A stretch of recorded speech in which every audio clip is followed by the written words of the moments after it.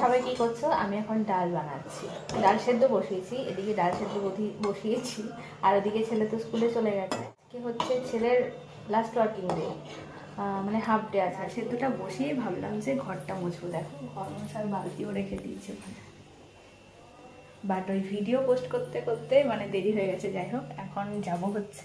আর এদিকে ডাল সেদ্ধ এখনও খানিকটা হবে। আজকে প্রেশার কুকারে দিইনি, আজকে কড়াইতেই বসে দিয়েছি। আজকে আমডাল করবো, যেন আমডাল মানে ডাল সেদ্ধটা আরেকটু হয়ে যাক, তারপরে মানে ততক্ষণে আমার এসে কী বলবো, ঘর মোছাটা হয়ে যায়। আর এই যে এখন ঘর মুছতে চলে আসলো। এটা হচ্ছে সব থেকে বড় কাজ গাইস। আগে যখন লাঠি ছিল না তখন একরকম ছিল, বসে বসে বেশ মোছা হতো, অনেকটা সময় লাগতো। বাট এখন তো লাঠি হয়ে গেছে, খুব সুবিধা হয়। এই বিশেষ করে এরকম খাটের তলাগুলো তার হাত দিয়ে মোছা যায় না, তখন এই লাঠিটা দিয়ে সুবিধা হয়, কি তাই তো বলো? এরপর আর কি, কাজ বাজ সেরে এসে স্নান করে চলে আসলাম। স্নান করে মনে হলো চলো একটু আজকে আলতা পরি।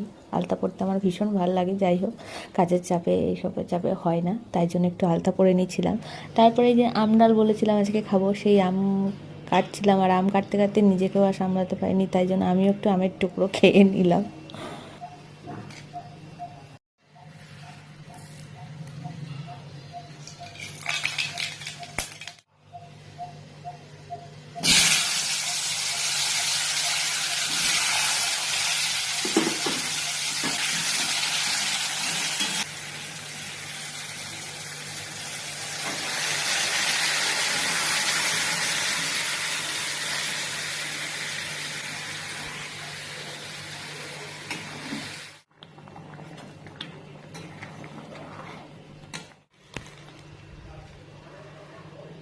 রান্না তো কমপ্লিট হয়ে গেছে, আর ওদিকে ছেলের জন্য যে দুধটা রাখা হয় সেটা ফ্রিজে ঢুকিয়ে রেখেছিলাম, তো এখন ছেঁকে নিলাম, কেন ছাকা হয়নি।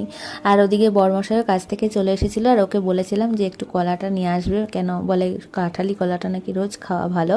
তো ওদিকে কাঁঠালি কলা আর ওদিকে তরমুজ নিয়ে এসেছিলো। কাঁঠালি কলাগুলো এত বড় ছিল না, মানে আমি বুঝতেই পারিনি যে এগুলো কাঁঠালি কলা, পুরো মনে হচ্ছিলো সিঙ্গাপুরি কলার মতো। দেখো কত বড় বড়, তাই না? যাই হোক, তো ওই কাঁঠালি কলা আর তরমুজ নিয়ে এসেছিলো। আর তরমুজটাকে বলেছিলাম যে যখনই তরমুজ আনবে তুমি কেটে আনবে। ও একবার জানো তো এরকম কেটে আনেনি, পুরো সাদা তরমুজটা হয়েছে। সেই দোকানদার তো আর ফেরত নিলই না। যাই হোক, আর কি বলবো, যা তোমরা ভিডিওতে অনেক অনেক ভালোবাসা দিচ্ছ, আমার ভীষণ ভালো লাগছে। এভাবেই আমার পাশে থেকেও, সাথে থেকেও। তো চলো, ভিডিওটা আর বেশি বাড়াচ্ছি না, আজকের মতন এখানেই টাটা।